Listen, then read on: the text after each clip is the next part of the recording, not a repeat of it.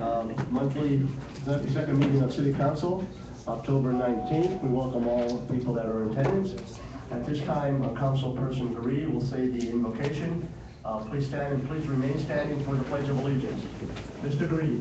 Thank you, Mr. President. Let's put ourselves in the presence of the Lord. And I'd like to just thank our Lord for giving us another day, bringing us together. I'd also like to ask for his blessings for all his, to all of us. Blessings for being here and being the kind of people that we are. Blessing for our staff, for our city, for council, for the people that are here. And blessings to the candidates, all candidates, as we are approaching this candidate night for the president's candidates, that they have a blessed rapport between all of them, and that they do it civilly, and that we can understand where they are, and that God bless them to be, whoever wins, to be the best president that we ever had in the United States, and do it for the benefit of our citizens, the benefits of the world. And whom we pray. Amen. I pledge allegiance to the United States of America and to the republic for which it stands, one nation, under God, indivisible, with liberty and justice for all. Okay, thank you, Mr. Green. Mr. Hanlon, please note that all members of City Council are present. Ms. Brewer is our solicitor this evening. And Mr. Glazier, our controller, is in attendance. At this time, we will start courtesy of the floor. Courtesy of the floor, if you're speaking as an individual, you have 3 minutes. If you're speaking for an association or a group, you have 5 minutes. Mr. Cashel, how are you, sir? Fine, thank you. Go ahead. Thank you. Name and address for the record. David Cashel, 119 West Wabash Street, Allentown. As you know, excuse me, I'm a member of the Environmental Advisory Committee, and we need help. We only have 3 members. We do have Randy Fry, who has not been updated, and a new one that just sent his membership in, Michael Resident. So if you could please hurry along their appointments, we could sure use the help. Yeah. Thank you. Yeah, I agree with you. I think we have that appointment will be coming up on November 2nd. You are down, and if you know anybody that's interested, these are City Council appointees, I believe, for EAC. I think we have 2, right? We have 2 appointees, so I agree with you. Thank you. We need to fill that board. Mr. Hirschman. Thank you, Mr. As President. always, welcome. I'm glad. 405 North Cleveland Street, Allentown, Pennsylvania. And the purpose of my coming here this evening is Ms. Emily Opal wrote an article entitled "Mayor Hires Man Rejected." In the article, it mentions that his salary budget is $68.26, which is what I have in front of me. But the mayor intends to pay him $21,000 more. He wants to put him up to $89,000. But I don't know he can do it because we have laws. You know, we're national laws, and city council follows laws, and we have the city controller here that reads the controller's review for the expenditure of the city monies and to satisfy such expenditure within the budget allotment. But it's not a budget allotment. What has happened, according to another part of our city law, is council must approve or amend any transfer of funds which with the change of the salary of any city employee. In other words, the mayor has to submit to you guys an ordinance, right? I should say, as a city council person. It takes 2 readings, first reading and second reading.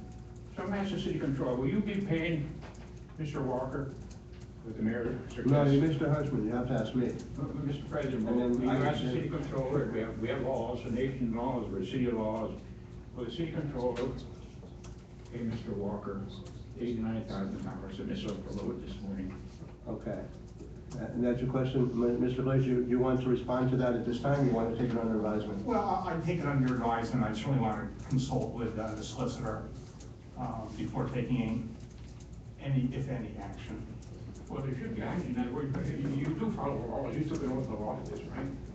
To carry out the law of city council, right? Wasn't that part of your oath? When you took the oath of office for the city controller? He said he would take. Did you take an oath of all the laws? He said he would take it under Well, advisement. advisement is not, will you uphold the law? Well, I think Okay, he in other words, you were here the night he was sworn in, and he did swear he would abide by the law, and, you know. So will he report to city council if he's gonna uphold the law? I think he will. And will you share? I know he will. Will you share solicitor's opinion? It seems when solicitor's issues opinion, it seems it goes into the secret file. It's not sure the taxpayers Allentown. Mm-hmm. All right, let's cut to the chase, okay? Here's what you're asking, and this is a fair question. The budgeted amount for the operations manager, $68,000. $68,000. The salary that is being given or supposedly given to Mr. Walker, it was in the paper, okay, and it was a press release from Mike Moore, the communications director, is $89,000. What you're saying, and what we have to get a clarification, is that money has to be appropriated, and the money is only appropriated by city council. That's correct. On 2 readings. That's reading done by ordinance. In other words, it takes 2 readings, goes to the committee. Understand? Goes first reading, committee, and then the controller can approve the expenditure. Now, while we're on that thing, you know, we had a little hassle 2 weeks ago. Were there any payments made to any of the department heads based on what you guys turned down? I think that would be the same question, you know, would kind of fall in the category of Mr. Glazer. I think in other words, what you're saying is let's take, for example, the police chief was, the recommendation by the mayor was to approve his salary at $130,000. We denied that, and we went back to the 117,300, $117,300. So your question is, was the police chief paid basically $130,000? I think $1,000 raise before council turned it down. and I think that Mr. Glazer, our controller, will look into that also. Can you make a public report on that? If you did or you didn't pay it? You know, how I report will depend on what the solicitor says, Mr. President.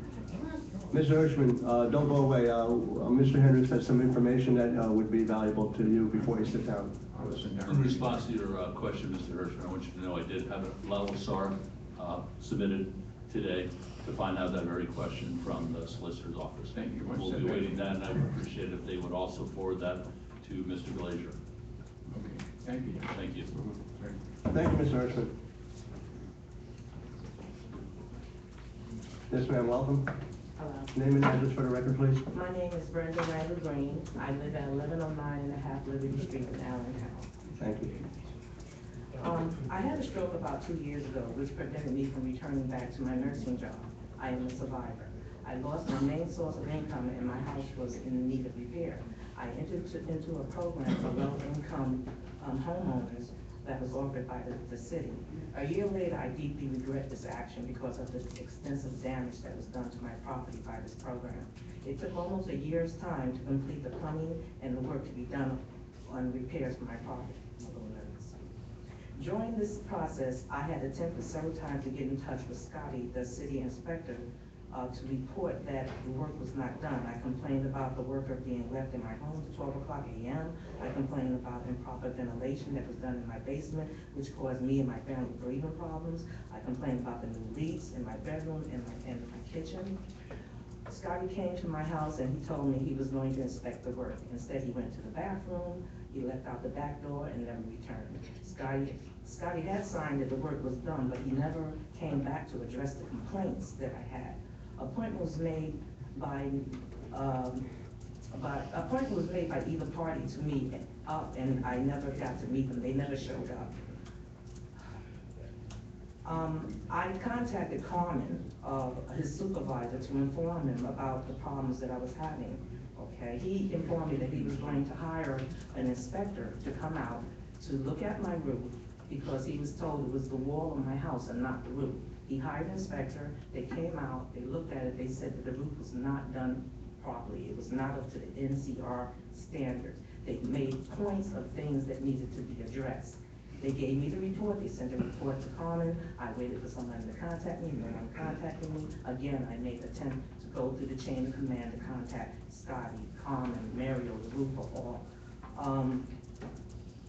My demands, nobody would return my call. Because of my health issue, I let my son come in to help me. Okay, we had a meeting, I had my attorney contact Carmen, Ms. Tran, Mario, me. We was all in a meeting to come to a solution about this, okay? We showed them the report that the Allentown city had hired and said, this is not the wall, this is what's going on, okay? Mario agreed. First he said he subcontracted the job out, he didn't do the job. Okay, he agreed to come out and look at the job and do the repairs that the inspector suggests to be done. Okay, he did not come out, he sent somebody, he subcontracted the job again and sent somebody out to do the repairs. My house got further damage. There was mold in my walls, I couldn't sleep in my bedroom, my kitchen. Well, getting to the point, I had to contact my house insurance and they investigated what was going on. It was close to $9,000 done for property damage to my house. They contacted Mario and said, listen, you have to take care of this problem, okay?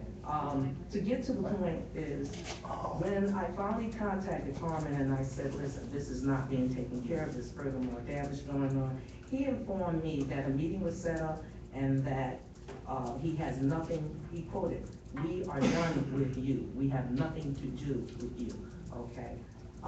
My question is as follows. Excuse me, I'm very nervous. That's okay. You finish your statements. Okay, my question is as follows.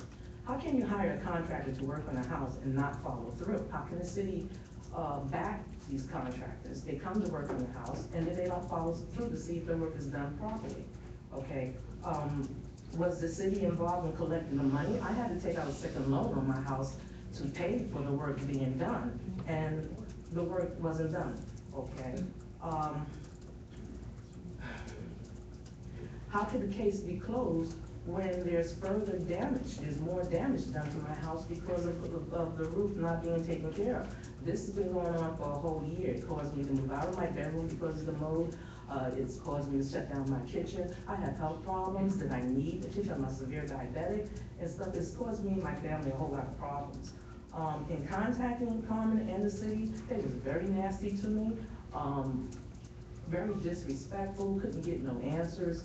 And I'm here to try to find out some answers because I'm a homeowner. I pay taxes, okay? Because of my ailment, I'm a nurse, I took care of others, and I don't feel that I should be treated like this. I got maybe 3 years left to pay on that house. I worked very hard. I worked double shift, over shift, and then some to pay on Okay, my house. you need to wrap up. Yeah, sorry. Okay, I wanna know how is this allowed to go on? I mean, I may be a little man, but I went to the city of Allentown for help.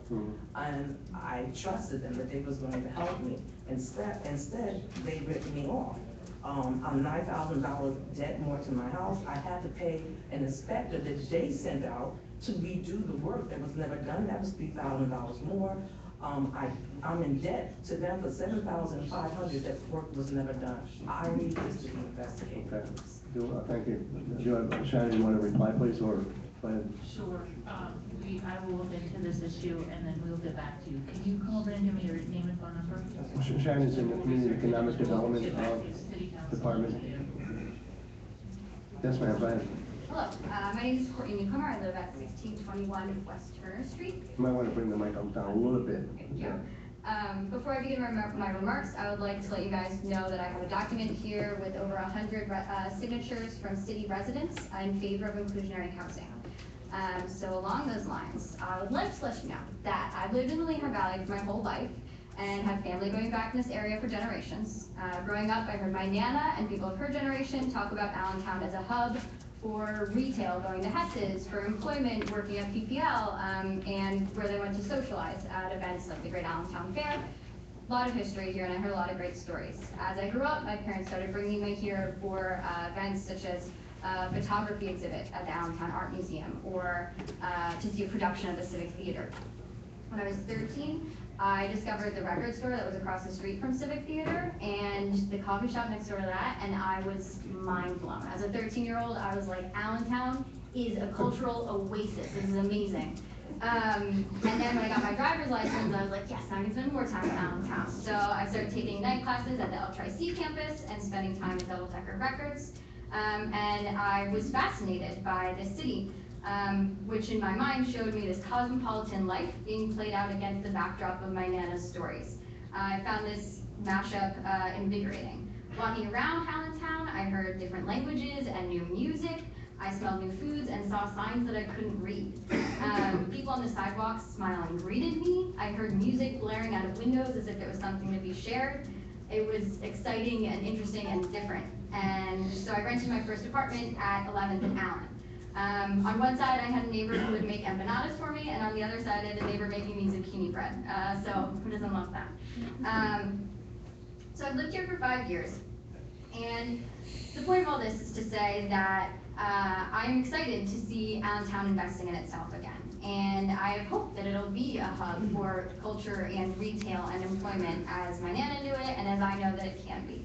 As I see Allentown moving into this flourishing future, I want to make sure that we're doing so conscientiously and in a way that respects our city and the people who live here, of which I am one of and of which I have a lot of documentation. As we expand our residential and employment opportunities available here, I want to make sure that these opportunities are available to everybody. The people who currently live, work, play, and pay taxes here. And along those lines, I would ask that the council consider an inclusionary housing policy, which is going to be one way for us to ensure that the people who live here are able to continue to reap the benefits of this great city. You say you have a petition. Would you be willing to share, give that to our chief clerk? I mean, I don't know, did you make copies? I did not make copies. Why don't you keep it? Okay. Make copies for yourself, for your record, and then, you know, the chief clerk is on the 5th floor. Okay. Okay, you can drop, you know, drop copies off so you have it for your records. Sure, I will. Thank you very much. Thank you. Ken Eppinger, 314 North St. Cloud. I represent the Allentown Tenant Association. What's huge is mentioned the inclusionary housing. Once again, the Center City Initiative, if actually followed through from the beginning, would have already done this. It's 0 for 9 in putting in affordable housing for anybody. Just put it out there. Not all the property bought up for the most part. Why bother now? Anyhow. When it comes down to putting people on boards, making these appointments, I really wonder at this point, how much do you look at the person other than, oh, I know him here, he's a nice guy, he's all right, he's fine. I'm referring to Mr. Shamp, Gregory Shamp. He has 5 properties in the city of Allentown, including his own, obviously. 1110 Allen Street was fine, but we haven't heard nothing about it, know nothing of it. 335 North Bay Street, where he lives, has scaffolding up for I don't know how long. There's no permits there that he says he's doing any type of work. Now, we're doing the right to know to find out about that. But it also has broken windows that have been broken for years in his building.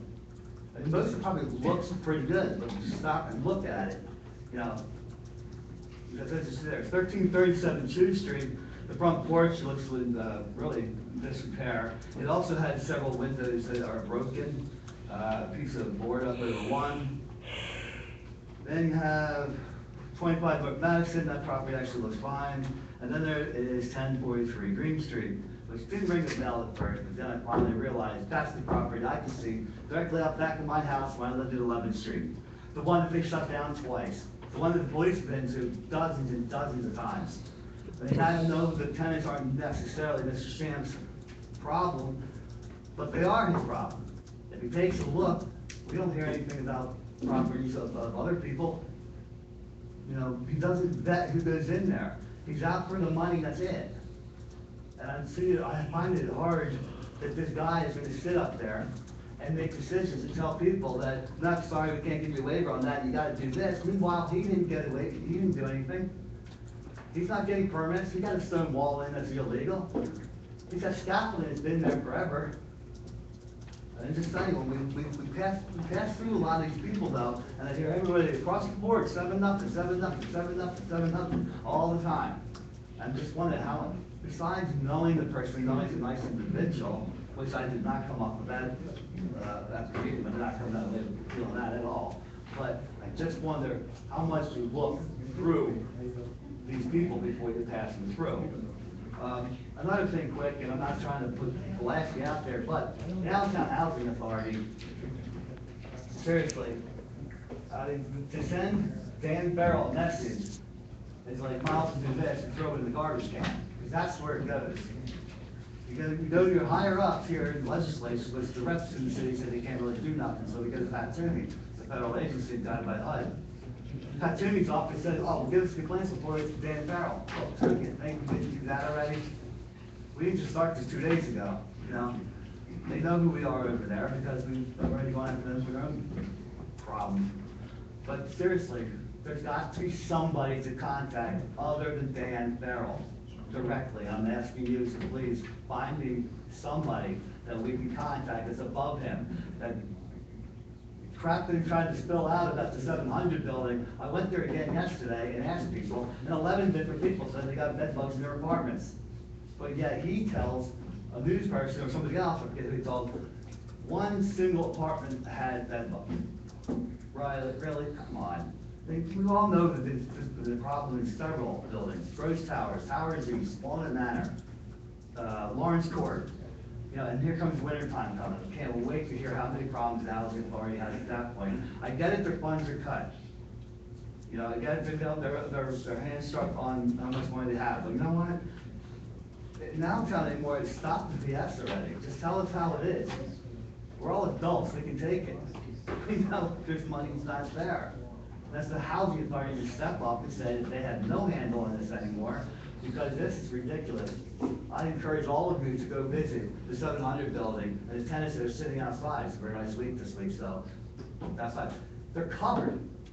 Bites on top of bites are on top of bites. It's ridiculous. He said, tell me one single apartment had a bed bug issue, that's it. I'm just not lying, that's a bunch of crap, but please, how do we vet the employment? Ms. Shaffer, go ahead. As far as Mr. Schaff is concerned, I'm chair of the HR. I looked at his application, and I would first say it's my responsibility. I didn't investigate, obviously, as much as I should have, and I'm the one that dropped the ball on that, and we are going to do something about it. Okay, so Thank you. You're right. Thank you for there. That's what I wanted to say. You know, thank you very much. Thank you, Mr. And my colleagues, they depended on my recommendation. Thank you. Mr. Grady. Thank you, Mr. President. And Ken, as far as the housing authority, you've been there several times to the meetings, you see what we do. I'm not sure if you're looking for somebody heard. They're actually legal. Whoever's higher up than him, if it's going to him, it's useless. If going to that board, it's equally as useless. Well, I don't think so. I differ with you on that. I think you should come to the board and bring your issues. If you don't get any response from them, that's the process.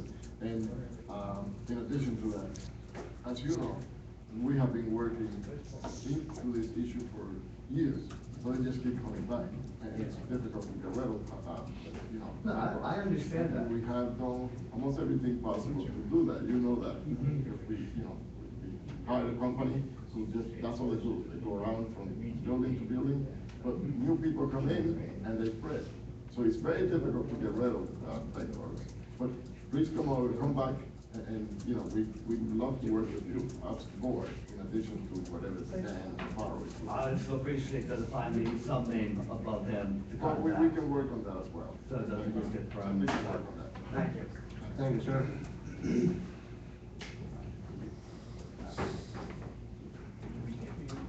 Yes, sir. Name and address for the record. My name is Michael Sloan. I live at 1621 West Turner Street. I'm also here to talk about inclusionary housing. I'm fairly new in town, so I'll keep my comments brief. I've been attracted to Allentown not by its businesses or by the expensive lots, but by its people. I've been working, playing music, making friends in Center City, and I've met some really extraordinary young people. Some of them are... All right, hold it, time out. So the back row, if you want to, the back row, please, respectfully, no conversation. If you want to have a conversation, go in the hallway. I'm sorry, sir. Thank you, no problem. Sorry. I'm attracted to Allentown not by the businesses or the lofts, but by the people, and I've been working in Center City and making friends down there. I met some poets, artists, and entrepreneurs. They're the future of Allentown, but they've got to be able to afford to live here. When I see work in the name of neighborhood improvement, I feel concerned that the improved Allentown won't have room for people like me or my friends. And the downtown as it is not really a place that I can afford to hang out in, or the neighborhood improvement zone, I mean. I worry that young people who are ready to labor for Allentown's benefit will be priced out of working and living here. So I understand the desire for economic development, but I feel like the city should develop for the benefit of its citizens and not at their expense. Economic development should not rid out Allentown of the very people that make Allentown great. So for these reasons, I humbly recommend the committee consider an inclusive housing ordinance for the future development in Allentown. And I think that ordinance would help ensure Allentown is developed for Allentonians. Thank you, Mr. Sloan. Appreciate it. Thank you.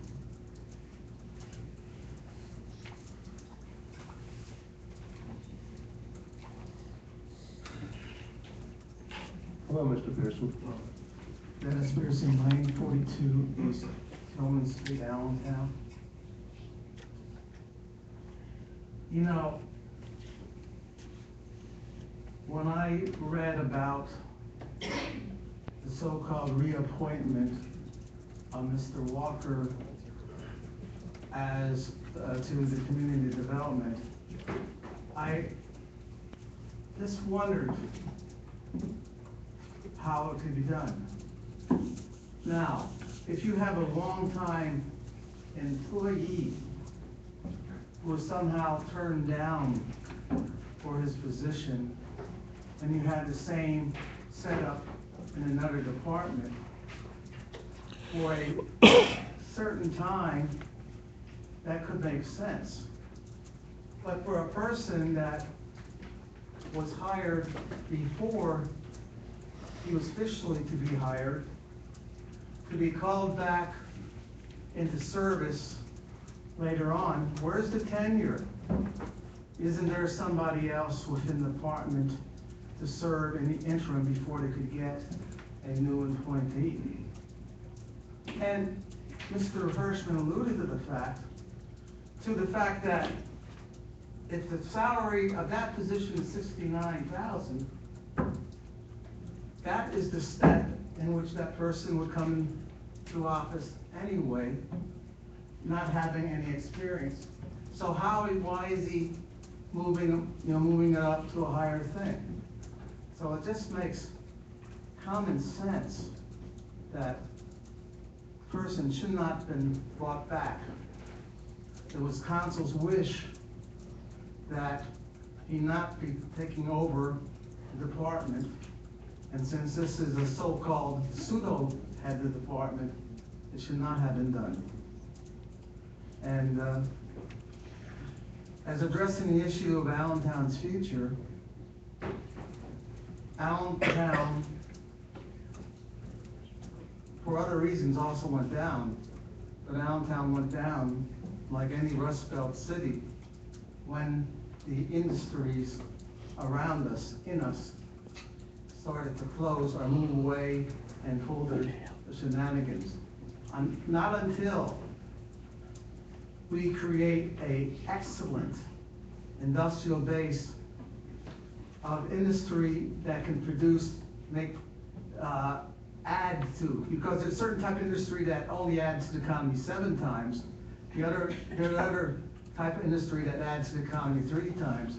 And I prefer to have industry that adds to the economy 7 times because it creates a richer community. Thank you. Thank you, sir. Hello, Mr. Alex. Hello, Mr. O'Connell. So there's a new group in town. We're called People for Inclusive Housing in Allentown. Then any way I can get that 5 minutes? Absolutely. Alrighty, thank you, sir. I'm gonna start this, I guess. Okay, so you've heard from some young folks, millennials, those same millennials that we're trying to attract to the city, the ones that we want to stay in Allentown after they graduate from college. You heard from just a small segment of them. And what you heard them say is that they like Allentown because it's vibrant, it's culturally diverse, it's economically diverse, and lo and behold, inclusionary zoning accomplishes exactly what they want, exactly what we want people to move downtown for. Inclusionary zoning is a pretty simple concept.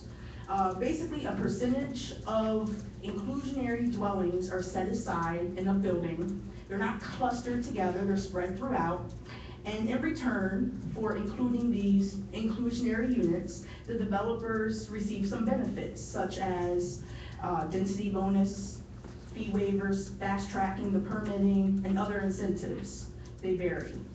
Inclusionary zoning creates a live, work, play atmosphere for everyone, and it's good business. Just imagine you own a business downtown and the majority of your employees live within that same block, within that same radius where you own your business. It helps the businesses downtown.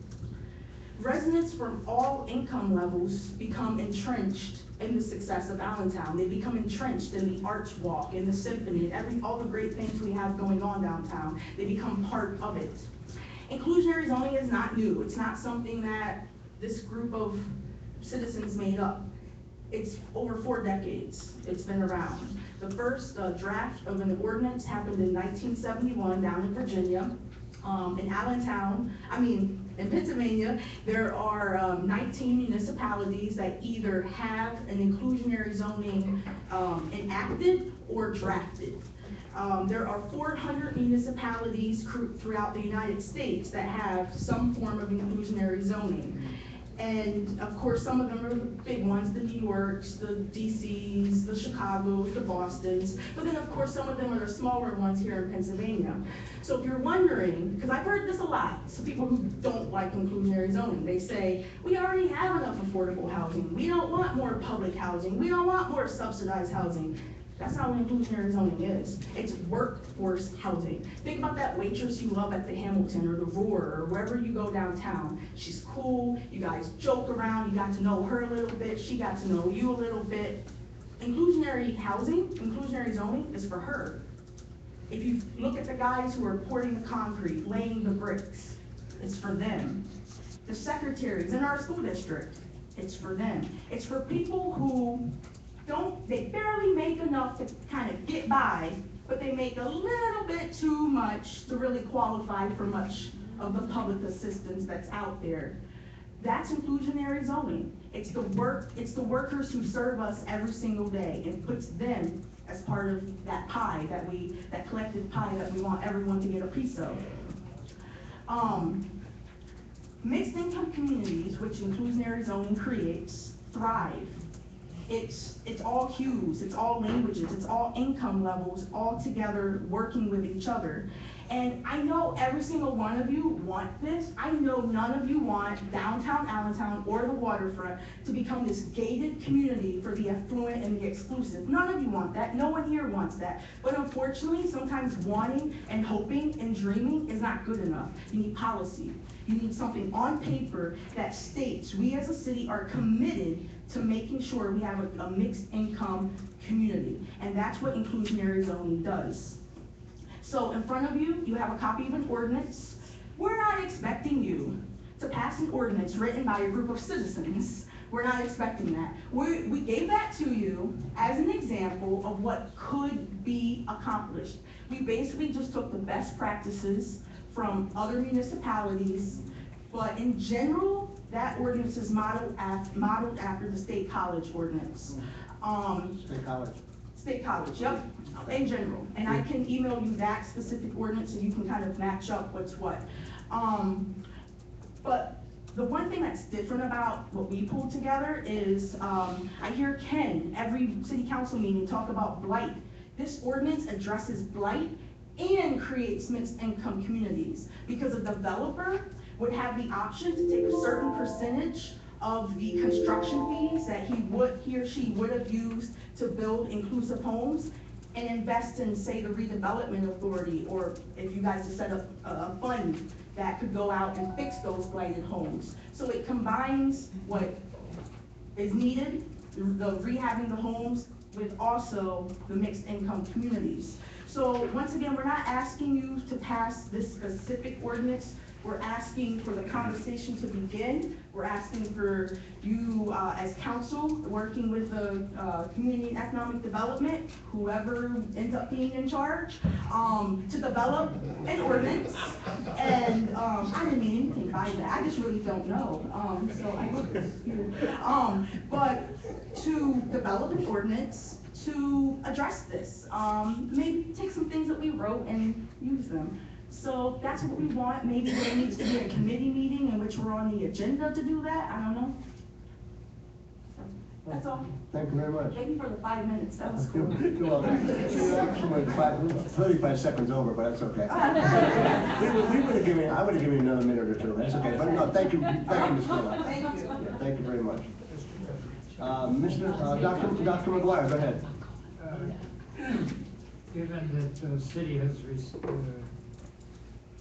citizen has brought forward this, and since it fits into community and economic development, could I ask that this be formally forwarded to our committee? It's too premature. Let's discuss it. Let's discuss it. Thank you. I mean, it's going to end up in your committee, but let's first we have to have a bill, an ordinance first. Once we have a bill and an ordinance, then we'll send it to your committee. We can't put the cart before the horse, and we will look into it, Ms. Bullock. And it's going to end up in your committee, but the timing is not there yet. Okay. May I ask? Go ahead, Mr. Brady. Thank you, Mr. President. I just want to thank Cece Gerlach and the millennials that came over to speak on this. I think it's an excellent way of approaching council and giving us some food for thoughts here in regards to what we can do and how we can bring this up. You know, it's an issue that it's not the first time I heard it, obviously. People are, you know, I see the millennials coming in. I think we need to do something to make sure that they can afford to live downtown, and at least in the areas where they really want to live. You know, there's a lot of developments in the NISDA area and the business district, but I wonder sometimes who actually can afford to live there, the people that work in the area. So I really appreciate this, and I'm in the Community Economic Development Committee with Dr. McGuire, so I certainly going to be looking at this closely. Hopefully we can develop an ordinance that will be meaningful to accommodate some of the requests that you have made here. Thank you, Ms. Green. Anybody else on council? Before we go there, you could come up, but Ms. Gerlach, some third-class cities close to us, close to Allentown, that have.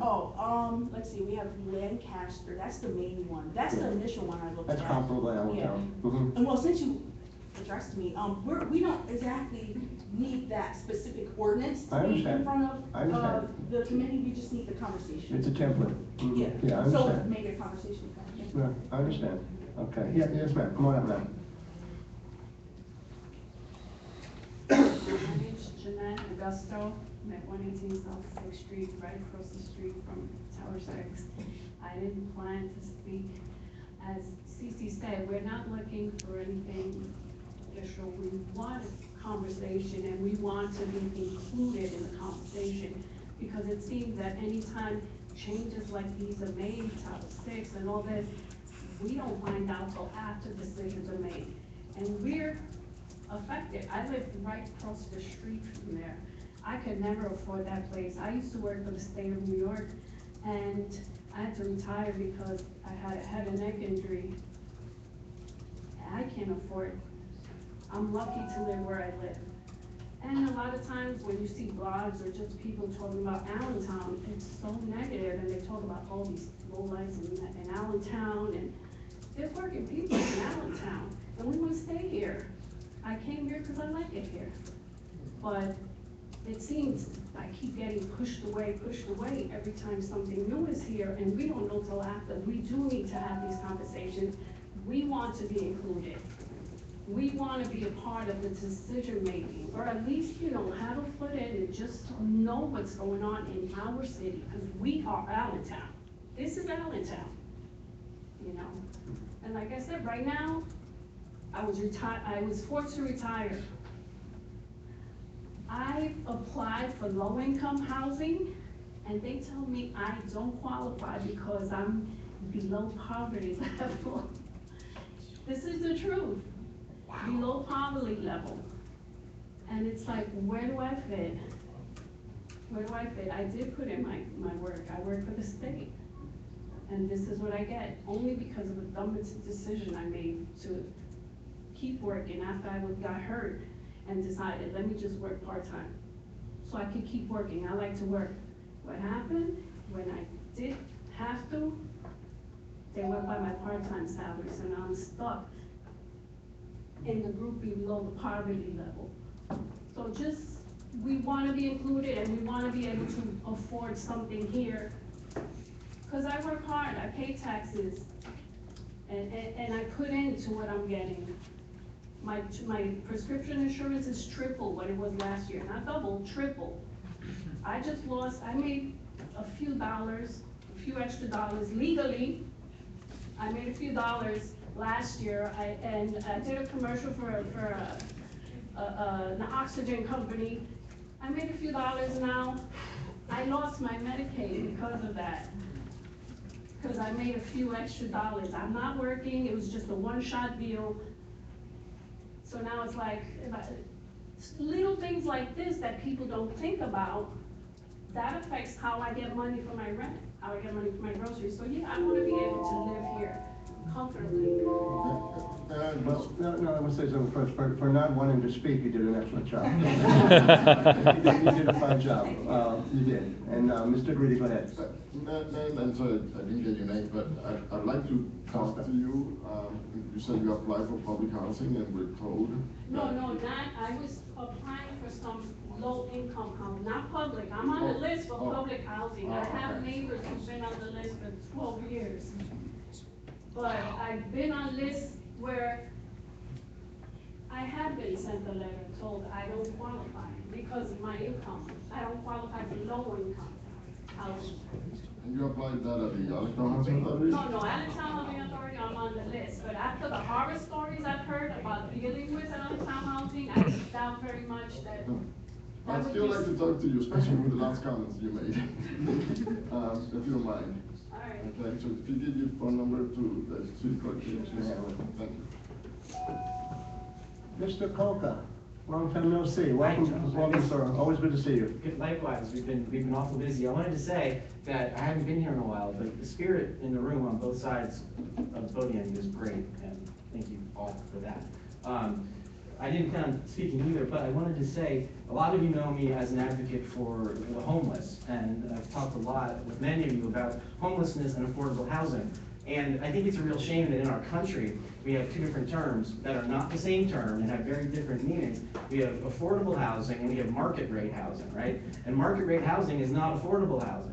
And if our economy worked the right way, the market would dictate that market rate housing was affordable. That would be our dream. Business people, educators, council persons, all of us, advocates, we're not there. And I would like to say, as an advocate and now as a business owner in the downtown, I would love to see more affordable housing. Here we are in October again, and soon we're going to hear stories about the homeless shelters and everything that we've talked about for years. And it's gotten better, it really has. And many of the reasons why is because you folks up here and behind me have worked really hard on it. But we do need more affordable housing so that we have less homelessness. In our business downtown, we employ almost exclusively from a walking distance in the neighborhood, and we're proud of that. And it's great that people can walk to work, save money on traveling, don't have to ride the bus or drive their car. I would love to see more of that, and it's working. But whatever the city can do, whatever the developers can do, our civic leaders, our community leaders, our political leaders can do to affirm across the board that we need affordable housing, we need mixed income housing in the downtown, in walking distance to places of business, the better. You know, we hear this big fight about the fight for $15 an hour minimum wage, and especially in the food business, a lot of people are talking about that. Well, we know that in New York City, $15 may be a living wage. Here in Allentown, it's less. It's closer to $12 an hour, we think. And at my business, one of the goals that we have as a family and as a family-owned business is to get our full-timers on a living wage. We're not there yet. We've only been open 6 months. But we're working hard at that, and we're getting closer. Month by month, we're getting closer. But I need the Butts building to be full of office tenants, and I need Tower 6 to have people in it, and I need people living in the neighborhood too, so that the more business that we have, the closer I can get to paying living wages, and the closer I can get to doing healthcare. Now, for a family-owned food operation in downtown Allentown, that's a big dream, but it's one that we can get to, and it all ties in to the need for affordable housing, walkable cities, walkable neighborhoods, and the kind of, I think, spirit that we're seeing tonight, which is one of citizens who are advocating and really have their eye on the ball, and a council that's responsive. So I appreciate that from everybody, and I thank you for the time. Thank you, Mr. Butler. Mr. Brace, welcome. Hi, Doug Brace, 313 North 10th Street. I'm here as a volunteer for some of our homeless community. I specifically work with the Jubilee Breakfast Ministry at Zion's UCC at 6 in Hamilton. It came to my attention earlier this week that the warming shelter that we were told would be opening on November 1st is not going to be opening on November 1st. It's been delayed because renovations have not taken place at the warming shelter that I would imagine were known that needed to be done back in April and May when it closed. So just wanted to make our council members aware of that, because there are some of you that are aware of how dedicated a group of individuals are in providing food in the morning for homeless and those of low income, so that they can start their day, whether it be without work or going to work, or going to various public agencies that open up at 8:30 in the morning. So we provide them with warmth until about 8:30 and some food. And the homeless shelter that was opened at the pool will be open on November 1st. Thank you. Yeah, and I became, Mr. Brace, I became aware of that yesterday. That's okay. I became aware of that yesterday from an individual, and I'm pursuing that with some city people right now, because I want to basically, find out why, and I think Ms. Chloe can respond to that at this point. But Good evening. We are working really hard to get it open on November 1. I did deliver a message last week that we thought we might not be able to get it open until November 14th or 15th. I've since then swung back to our team that's doing the last renovations that need to be completed, and we're hoping and working very hard toward that November 1 deadline. We should know more by early next week. okay, and We've that's good news. we're working on it really hard. And that's good news, and please get something out via Mr. Hanlon to all city council members, and we will get that to Mr. Brace, and also his brother, who is the Lehigh County Commissioner, who I've been talking to over the last couple of days. But we need to push that hard. We need to push that hard. It's very important. Right now we have mild weather. It's not going to stay mild. Okay, so we got to live up to our promise to the homeless and the community. Anybody else? Curtis for the floor. Yes, ma'am. Name and address for the record. Yes, my name is Robin Riley Casey. I live at 217 North Odd Street in Allentown, Pennsylvania. I've been a resident of Allentown for 7 years. I've been on the Allentown Human Relations Commission for 6. I do not live in inner city Allentown for reasons that were mentioned by many of the millennials and other people that are Allentown residents. I can afford to live in Allentown, but I refuse to live in a community that does not do justice for all the citizens. And so I live in the West End. I'm thinking about moving to Emmaus because I'm from Ohio. I love the open plains. I love country living. I'm not a big city girl. Allentown's a big city. But I would live in downtown Allentown if I felt that other community members could do as well. The other thing about, I work at Muhlenberg College, and I can tell you that young people refuse to be in an environment that's not just. And justice requires accommodations for all. And so all of us when I'm looking across the city council, I think you all are probably older than 21. So our days are probably not going to be as long as college students. And we have to be willing to sacrifice for our youth. And that's all that I am, for me, my service is to the young people from here on out. It's not about my life from here on out. My life is being in service to young people. And to the members of communities who have been marginalized and minoritized as we seek to be economically strong and vibrant. Bethlehem's a possibility for me too. But I'm not in Allentown. I work in Allentown. I care about Allentown. This is not my home state. My family is not here. But what work I do in service to the community. And I'm hoping the city council will do the same. And when we stand up and we give the pledge, I was in the military. I served in the National Guard and the Army. I was in the Marine Corps because I care about my country. But I care about my country because I care about the people. And I expect that city council will do the same. Thank you. Thank you very much. Thank you, ma'am. Mr. Lawrence Slater, welcome. Hello, my name is Ken You might want to bring the mic. 721 West Cumberland Street. Go ahead, thank you, sir. In light of the events of the past week, I think even more so, we need to look at our charter, the Home Rule Charter. The Home Rule Charter was originally written in a day when people had honor, where a handshake was a seal of a person's word. Those days, I feel, have gone, unfortunately.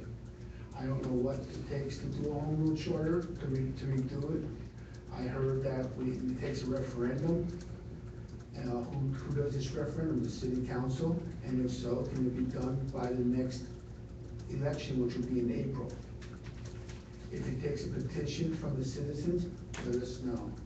But we definitely know that there has to be changes made to the current Home Rule Charter. Thank you. Thank you, sir. Anyone else? Courtesy of the floor. Mr. Kaminsky, welcome. Mike Kaminsky, 770 on Benton Street in Allentown.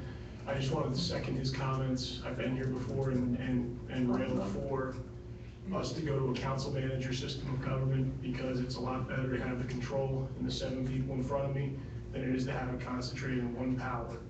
I think it would save the city money ultimately, and it would make the city a more inclusive city at the same time. Thank you. Thank you, sir. Anyone else, courtesy of the floor?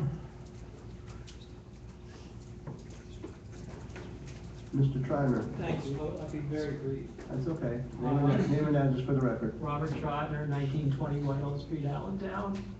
I just wanted to compliment Mr. Hendricks for taking the initiative and contacting the city solicitor, which I think is a wonderful thing, and I want to thank you for that. And I wanted to thank Cynthia Moda for having the courage to vote against Mr. Walker last week, and putting up with apparently Mr. Pulaski's tirade in the parking lot, which he shouldn't have been subjected to. And it takes courage to do that. And I wanted to associate myself and my organization with everything that's been said about inclusionary housing. And that's it. Thank you, sir. Thank you. Appreciate it. Anybody else, courtesy of the floor? Seeing none, we'll move on. Approval of the minutes by common consent. So moved, okay. Old business, any old business? Except city council. Who's that? No, who is a millennial? A little limited. All right, yeah, I'm 3 times a millennial. Let's go to communications. We have a very, very great moment tonight, and at this time, I would like Mr. Coca to come up, and whoever is with you, and I would like to read. The courtesy of the floor was very informative, and we thank you all for coming out, and we will look at that. I will promise you personally, Ray O'Connell, as the president, my colleagues speak for themselves, I will look at that, and I will take that to heart. Mr. Coca, and who's with you? My mom, Karen. Oh, God, she's so young, I thought it was your sister. All right, here we go. This is a proclamation. Whereas Vince's Famous Cheesesteaks on Hamilton Street, but all over the valley, yeah, and here you go, my daughter works for Wegmans in Bethlehem. You're going to be there for Friday for something on that food truck there. Yeah. A little plug for Wegmans.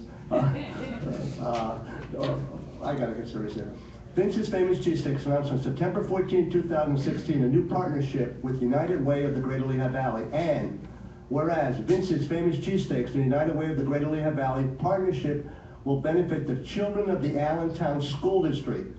Whereas Vince's Famous Cheesesteaks will support efforts to help encourage students and families to keep school absences to a minimum through signage at its downtown Allentown store and by launching a school supply and backpack drive on September 19th, which already took place, through October 21st. We've got a couple more days till Friday.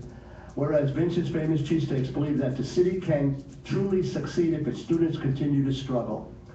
Education is the key to success, and every child has a right to a good education. And whereas Vince's Famous Cheesesteaks invited the public to donate school supplies and backpacks to the neighborhood children in need to the partnership of the United Way of the Greater Lehigh Valley. Now therefore, Allentown City Council does hereby acknowledge Vince's Famous Cheesesteaks on Wednesday, October 19th for its efforts in improving the lives of the city of Allentown residents by taking an active role in partnering with the United Way of the Greater Lehigh Valley. And for someone who has worked in the Allentown School District for 38 years, a program like this is near and dear to my heart. Congratulations. Thank you.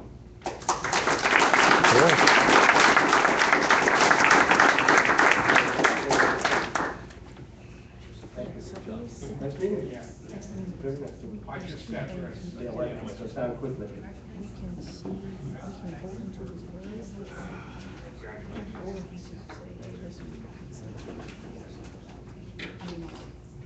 Again, very well deserved, and Mr. Coca, you never had a loss for words, so please, promo what you got to promo, because what you're doing for the Allentown kids is great. Thank you. It's fantastic. My grandfather started the business in 1957 on Water Street.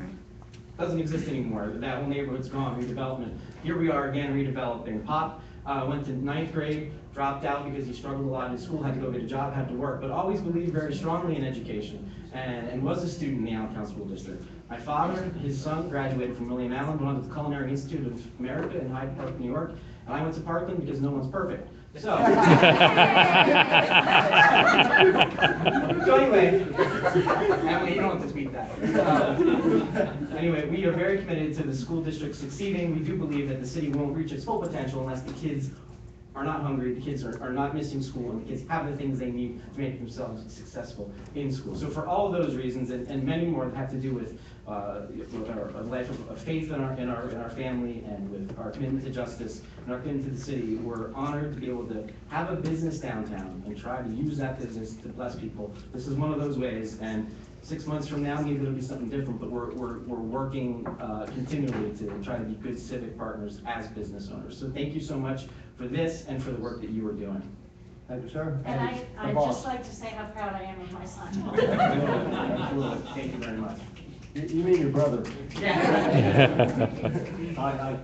Anyone would like to make a comment? I mean, we've seen Chris over the years, and we were very happy that Vince's Cheesesteaks moved into the building that was occupied by somebody from Philadelphia. Somebody. It's a Lehigh Valley tradition. I'm sure many of us had a few of them over the years, but congratulations, and keep up the great work. And don't forget the Allentown kids. That's right. Year after year after year, you have to help them. Absolutely. Okay. Yeah, I didn't even say we're going to stop in 6 months. No, I know that. Yeah, just keep doing it. We will. Okay, moving on. Go ahead, Mr. McClain, absolutely, go ahead. Before we go, two communications, but before we go there, Chris, you must have heard about the place on Water Street through family discussions, because I know you're not old enough to Right. remember. But I do remember going there with my father. So, anyhow, but two more communications real quick, and I just want to bring them out while we still have people here. But I just found out today that a former mayor, Colonel Frank Fischel, passed away, and his services were yesterday. And I found out by accident, and I just want to extend my condolences to the Fischel family. I was lucky enough to work under Mr. Fischel when he was mayor, and he was a great guy. And also a little bit of history, because we have millennials here. A woman who was 94 years old by the name of Adele Yanniga was the first female police officer in the city of Allentown. She didn't go out in uniform, but she handled juvenile females at the time. She passed away October 6th at the age of 94 in Florida. She has no family left, all her family previous Easter, but I thought we needed to recognize at least both of those people. Well, thank you, that's very well said, Mr. McClain. Anybody else? Okay, we'll move on. Reports from committees. The budget schedule has been distributed. The mayor will be presenting the budget on November 2nd at 5:30. And we will go. Budget and Finance, Mr. Grady. Thank you, Mr. President. The committee has not met since the last council meeting. There's no meeting scheduled today. However, we're probably looking at third week of the month for another meeting next month. Thank you, sir. Community and Economic Development, Dr. McGuire. Thank you, Mr. President. The committee met this evening and voted favorably 3-0 to advance Bill 56. Thank you, sir. Human Resources Administration Appointments, Ms. Appa. Thank you, Mr. President. The committee has not met since the last council meeting. The next meeting has not yet been scheduled. Thank you, ma'am. Parks and Recreation, Ms. Moda. Thank you, Mr. President. The committee has not met since the last council meeting, and the next meeting has not yet been scheduled. Thank you, ma'am. Public Safety, Mr. Hendricks. Thank you, Mr. President. The committee has not met since last meeting, and no other meeting has been scheduled at this time. Thank you, sir. Public Works, Mr. McLean. Thank you, sir. We met early. Public Works met earlier this evening, and Bill 57 has a 3-0 recommendation favorable to the City Council, which we'll be acting on later. Thank you, sir. Rules, Chambers, Intergovernmental Relations Strategy, that's my committee. The committee has not met since the last meeting. A future meeting has not yet been scheduled. Mr. Glazer, City Controller's Report, sir. Thank you, Mr. President. Some weeks ago, I announced that contracts on the website, the controller site, were now searchable by year and by title. Today, I'm happy to announce that audits now have that same functionality. So you can search for the various audits the controller's office has done over the years by department. I'd like to thank the IT department for doing that quickly, and also for the audit manager, Jackie Moore, for working hard to make sure that it was done quickly and with a good interface. And that, just takes a couple steps down the road to greater transparency for everyone. Thank you, sir. Thank you, Mr. Glazer. Appreciate it very much. Appointments, we have no appointments for this evening. Ordinances for final passage, these are to be voted on. Bill 56, Mr. Hanlon, read Bill 56. Bill 56 amends the health budget to provide for supplemental appropriation of $11,240 as a result of funds from the Pennsylvania Department of Health for the purpose of purchasing training supplies for the childhood injury prevention program. Thank you, sir. Dr. McGuire, I was in your committee earlier. You want to give a synopsis of that meeting? Is Vicky still here? No, Vicky was excused. Yeah. The idea of this is a grant to the department to further increase training, including more effective home assessments, including funds to reimburse people who are trained to do this and then to go out and do the home assessments. Okay, and that was passed favorably 3-0 in your committee? Yes, sir. Any comments from my colleagues about Bill 56? May I just Oh, yeah, absolutely, Mr. Green. Mr. President, thank you. Just in regard to that bill, I was talking to Vicky about it as well, and for those families who are here, what this bill does is, in addition to the training, the families who have children under 5 years old, they can get support from the Health Bureau to make their homes safer. They have equipment so they can bring to your homes and of the homes of those families. And like one easy thing is sometimes kids put objects inside the outlets. They can get those little plastic cover to the outlets. Those are one of the things, but they can also do that for the seniors. This particular one, grant was for the children under 5. But it's really important that we can spread the word for those people who need that little, assessment in their homes to make it safer for their children. That's all. Thank you. Oh, thank you, sir. Any other comments from my colleagues about Bill 56? Seeing none. Any comments from the public about Bill 56? Seeing none. Yeah, we're going to vote on our iPads. We're ready to roll?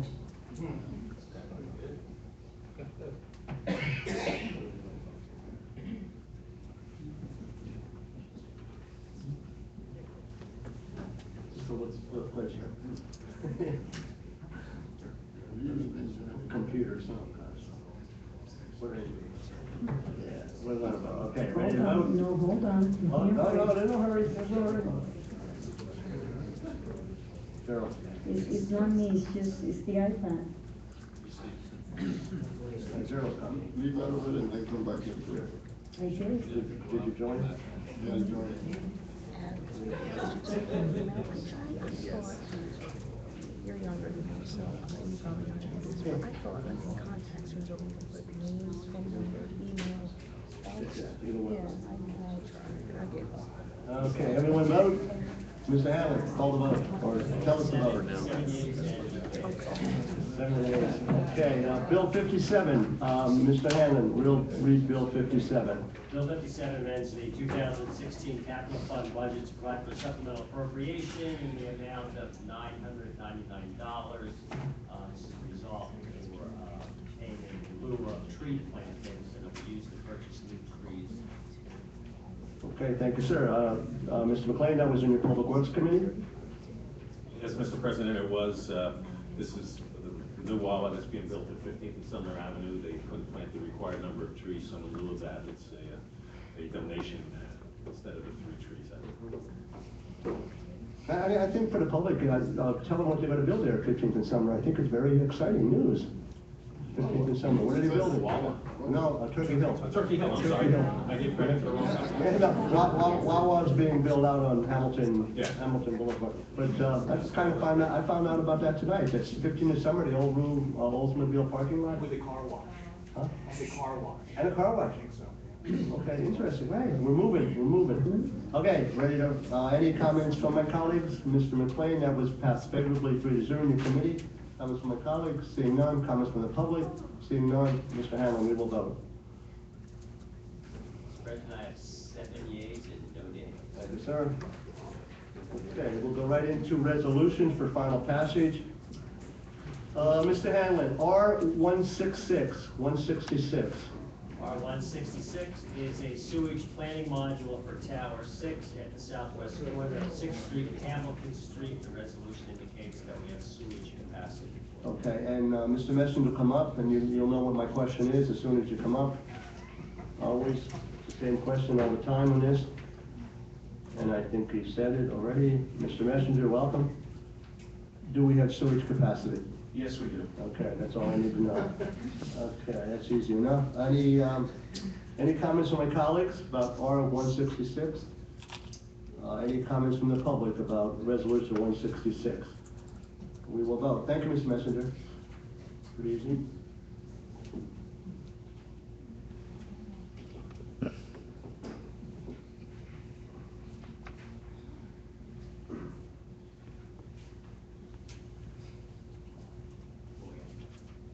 Oh.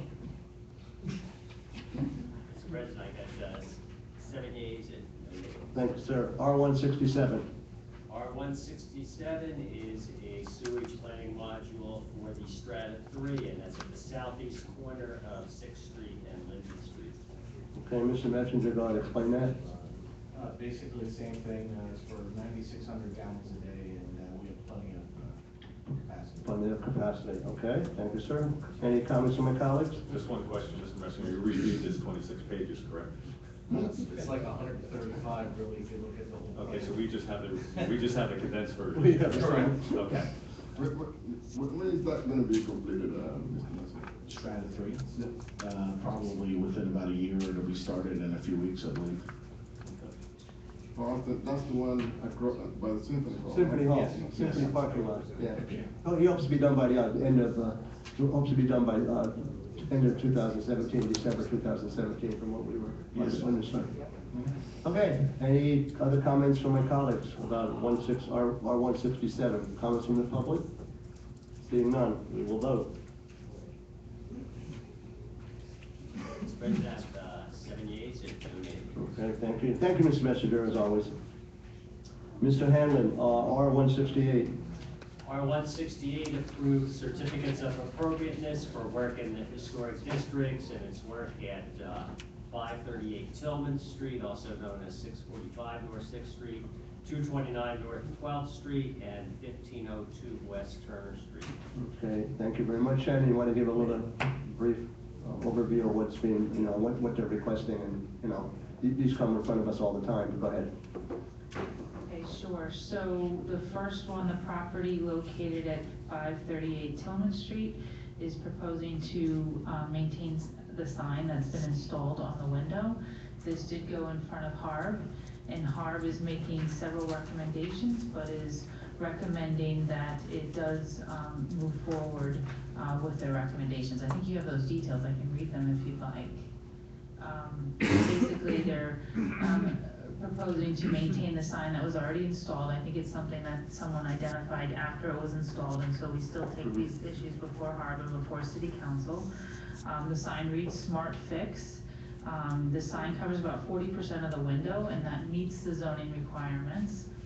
And it's appropriate because the existing storefront facade is altered and modern in style, and so the Harbor Board recommends that City Council approve this change, the sign. The second one is 1502 West Turner Street in West Park, and this facility is proposing to change 2 signs.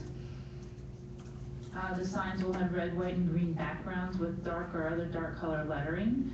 The lettering will be a period-appropriate serif style. And basically, HARB reviewed it and approves that recommends that City Council approves these new signs at this location. And finally, the third one is at 229 North 12th Street. There's a proposal to maintain the stone coat on the lower front facade and on the front steps. And once again, they're planning to have the stone coat removed from the front facade down to the foundation level.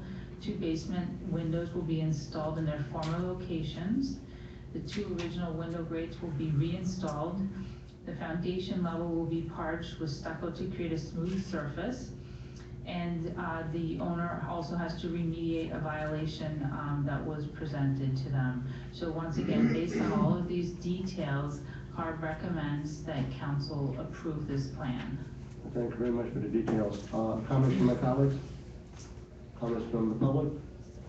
Secretary? Who follows up on the, making sure they did this, since 1502 is of questionable nature? Our HARB staff person will follow up on it. How long to have? 30 days, 60 days, about a year? Just curious. I don't know specifically how many days, but I can get back to you on that. Thank you, sir. Any other comments from the public? We'll vote on R-168 at this time.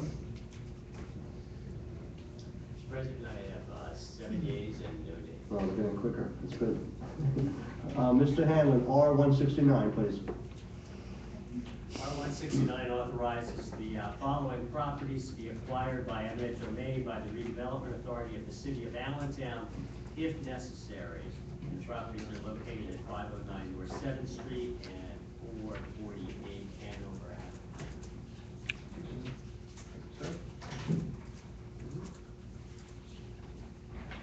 Avenue.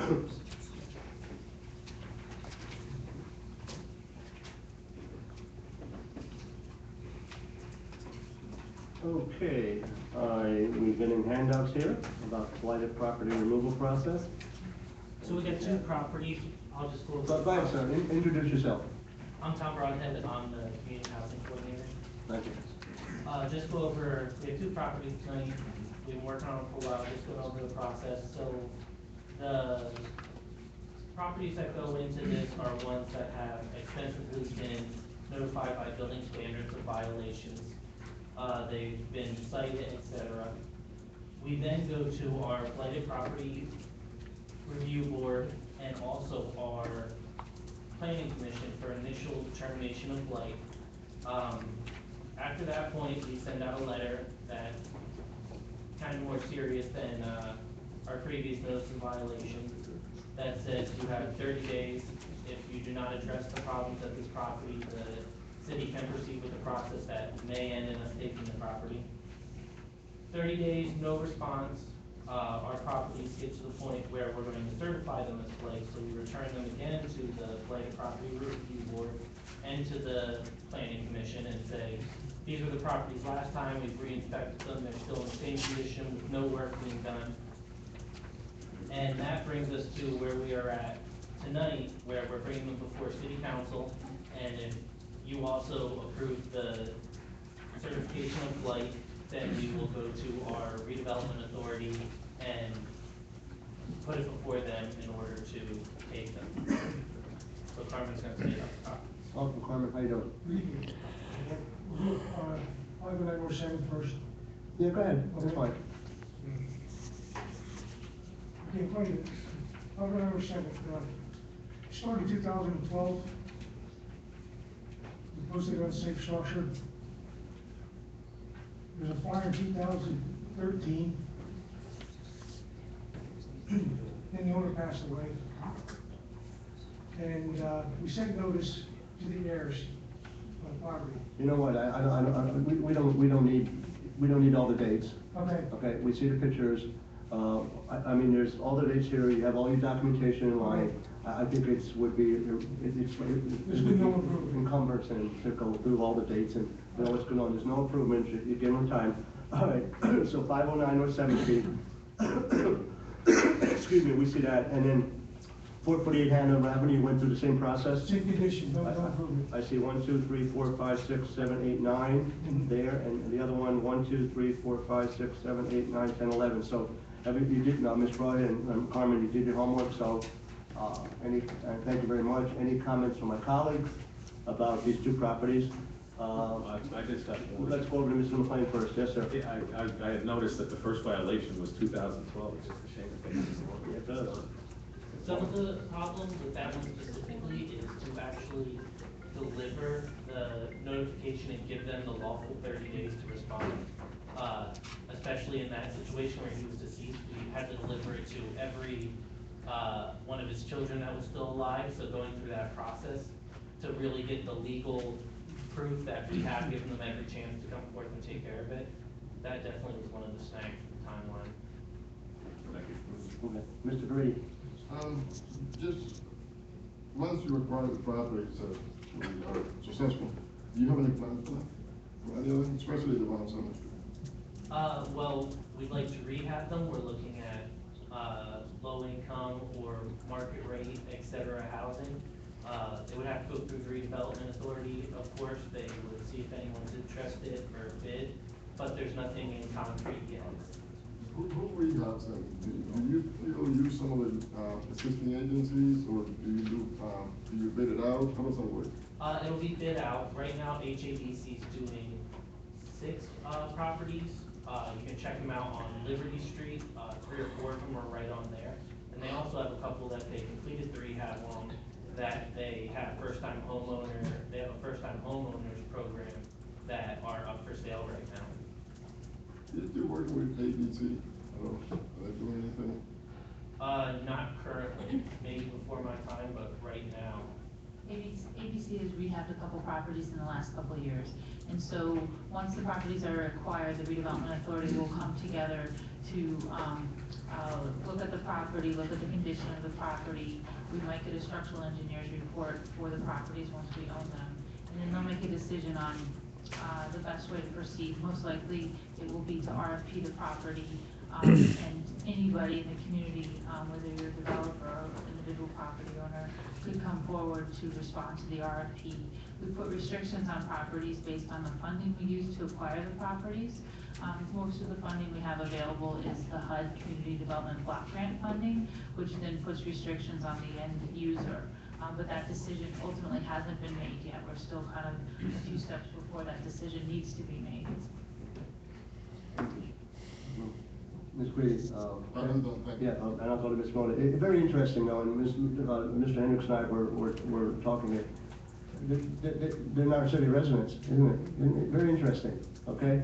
The 519 or 7th Street person lives in Center Valley, right? This is the one that really blows my mind. 448 Hanover Avenue, they live in Georgia.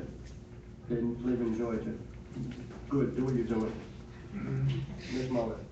Yeah, I would like to know, you mentioned about the first-time homeowner.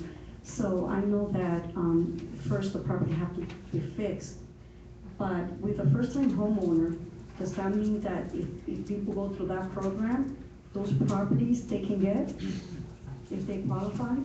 So both ABC, HADC, and CACLB run first-time home buyer classes. Actually, CACLV and ABC have first-time homebuyer classes. So the first step is to take the class to prepare families to become homeowners.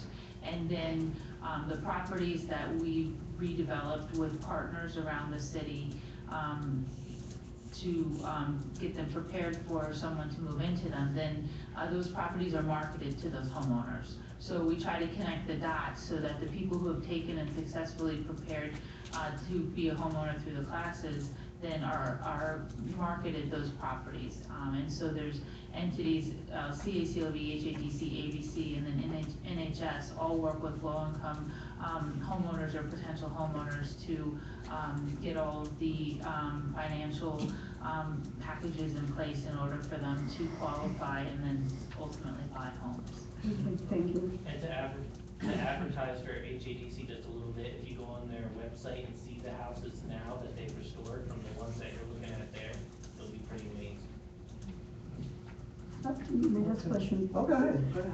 I think that a lot of people in the community know about first-time home buyers program. I think that it would be a great idea to give more information because I mean, I heard about it, but I get questions a lot of times, people that would like to purchase homes and they are low income and they don't know how to go about it. I know that 10 years ago, I heard that you have to take a few classes. In the beginning, it was on weekends. Can you tell me a little bit about that? I just want to know if things have changed. Sure. No, CACLV offers their first-time homebuyers class, I think on a quarterly basis. I really can't speak for them, but I can try to get you more information from them. I can also get information about the ABC program, but they're both excellent programs with the goal of trying to get more people owning homes in Allentown. And so, I can talk with them about how they promote the programs today and how they can potentially improve that to get more information out to residents. And we can start by sharing it with you so you make sure you get it to the constituents that you speak with. I really will appreciate that. Thank you. Any other comments from my colleagues? Go ahead, Ms. Zappa. Mr. President, I share your frustrations, and I'm chair of the blighted property. So we see so many of these, and time after time, it's from Brooklyn, or it's from here, it's from there. And the process is so slow, and I highly recommend tonight that we take these properties, and so many more in the city of Jack. It's frustrating. Thank you, Ms. Zappa. Any other comments from my colleagues? Comments from the public? All right, we will vote on R-169.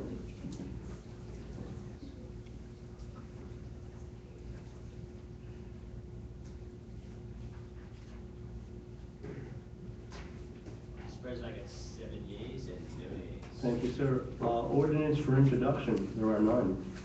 Resolutions for introduction, there are none. New business, any new business from my colleagues? Go ahead, Dr. McGuire.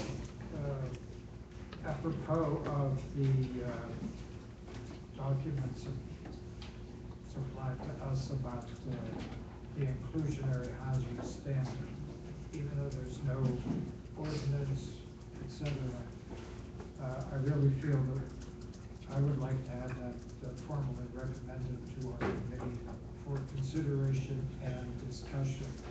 As was found out already, there is discussions available through the city's department. I think we need more conversation and so on. Perhaps a bill might be proposed for resolution after that, but I'd like it to be formally put into our hopper somewhere. Okay, and I don't want to get into a battle here, but I said it, and I want to get a solicitor's ruling. Okay, we can discuss. We could, 2 or 3 of us can discuss with anybody an issue, correct? Just so it's not a quorum. Am I correct? Any quorum of a board as a whole, or a quorum of a committee. Right. Any Right. you have Right. would need to be advertised and held in accordance with the Sunshine Law. Exactly. So my suggestion, Dr. McGuire, on your CEDC committee, you're on your CEDC committee, you're the chair, Mr. Grudy and Ms. Moda, okay? So you cannot have more than one, right? One person. 2 is a quorum out of 3, correct? If the state of the law is a case pending before the Supreme Court, but if the meeting is for fact gathering only. That's right. And not for Decision making. deliberation, Right. weighing the pros and cons, or actually committing to a decision or a course of action, you can have that as, without violating or offending the Sunshine Law. Okay, and that could be how many members? Tell me again. That could be as many members as you want. That could be 2, that could be the whole committee. Okay, that's fine. Informational gathering only, no decision, no vote, okay? And Dr. McGuire, you're more than, I suggest you do that, okay? But to, and I would encourage that, but to formally say we're going to bring something forth, again, I go back, it's premature. We have to have a bill, we have to have an ordinance. Am I correct, Ms. Brewer? Yes. We have to have a bill, we have to have an ordinance. Then that bill and that ordinance will be given to your committee. Dr. McGuire, the chair, Mr. Greedy, and Ms. Moda. And after the committee meets, it would make a recommendation. Whatever the recommendation would be, it would go to the entire council. So I don't disagree with your mindset, I just disagree with the procedural protocol of the situation. Fair enough. Does this mean that our whole committee of 3 and anyone else who wants to can meet with city personnel, for example, from the city? Absolutely, absolutely. And discuss ways in which this might be moved forward in some sense? Right, Is that legal, Mr. Siegel? Well, that's why we have our solicitor here. And that is that's legal. And I would also even include, we could even meet with our constituents, correct? Yes. Okay, we could even meet with our constituents, as long as we're gathering information, not making a decision, not doing a vote. So we're okay? That's correct. If you're gathering information for the purposes of formulating a bill, that Right. would formally be acted upon. Right. So long as there's no deliberation, weighing pros and cons, there's no vote, then you can do that to formulate your bill. Right, exactly. And we have done, and many of council have done that with some of our people out there on other issues. With your own membership, or with city staff, or with the constituents. We certainly have meetings to that effect. Yes, and that's why we're here, to meet with our people out there. Okay, any other comments on that? New business? You have new business? I just have one new business, and Ms. Clory, when you get back to Mr. Hanlon on the Liberty Street, the young lady's Liberty Street issue, could you also please update me on 1035, 1037 North Quebec?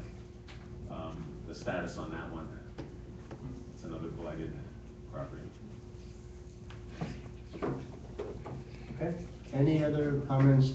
Anything for good and welfare? I have one item for good and welfare. It's only about 8:30. You could go home and watch the Dodgers versus the Cubs, or you could go home and watch Clinton versus Trump. Your choice. Adjourn, so moved? Okay, have a good evening, and thanks for coming out. That's nice.